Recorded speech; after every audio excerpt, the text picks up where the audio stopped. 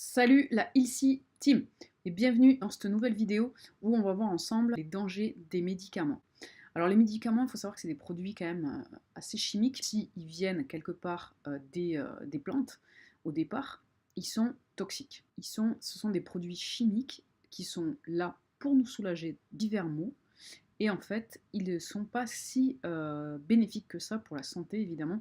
Ils sont surtout toxiques. Il faut savoir que les médicaments subissent quand même toute une batterie de tests pour savoir en fait la balance en fait entre les bénéfices qui vont engendrer et les effets indésirables qui vont causer, du moins les risques encourus sur ce médicament. Et malgré ces nombreux tests, il faut savoir que les accidents sont toujours possibles. Il existe des cas d'atteinte hépatique, mais il existe aussi également des cas mortels. Les médicaments les plus incriminés sont les psychotropes en premier, les antibiotiques en second, l'hypolipéniant. Dans tous les cas, faites toujours extrêmement attention quand vous avez besoin de prendre un médicament.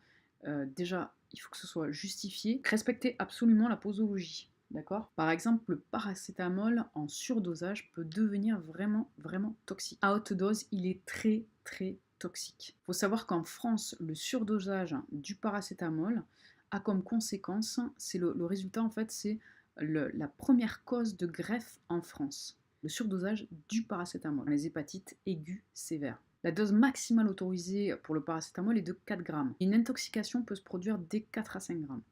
Donc faites bien attention sur plusieurs jours. Évitez de prendre des médicaments systématiquement lorsque vous avez mal quelque part. Évitez déjà, essayez de comprendre ce qui se passe dans votre corps, parce que si par exemple vous avez mal à la tête, c'est peut-être parce que vous buvez pas assez. C'est peut-être parce que essayez de comprendre ce qui se passe dans votre corps, pourquoi il vous arrive ça déjà, un. Deuxièmement, essayez de privilégier l'homéopathie en privilégiant également un mode de vie sain avec une alimentation saine, en buvant suffisamment d'eau tous les jours, en ayant un mode de vie vraiment sain, une activité physique régulière. Vous allez déjà pouvoir éliminer pas mal de symptômes qui pourraient être liés à des troubles. Faites de la relaxation. Aussi, pensez à faire des infusions de plantes, des tisanes. Avec certaines plantes, on peut vraiment agir sur certains troubles, comme par exemple les maux de tête ou l'anxiété, par exemple. L'anxiété, les maux de tête, on peut vraiment agir avec des plantes. Les plantes sont vraiment bénéfiques, c'est quelque chose de naturel.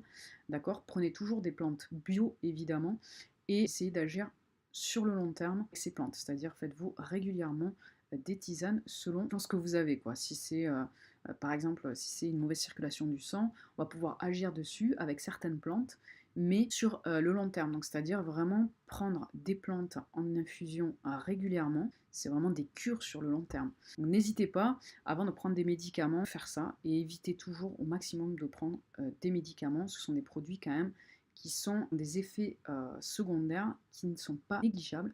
Votre corps pourrait souffrir des effets secondaires. Privilégiez tout ce qui est sain et naturel. Salut ma Ilcitine.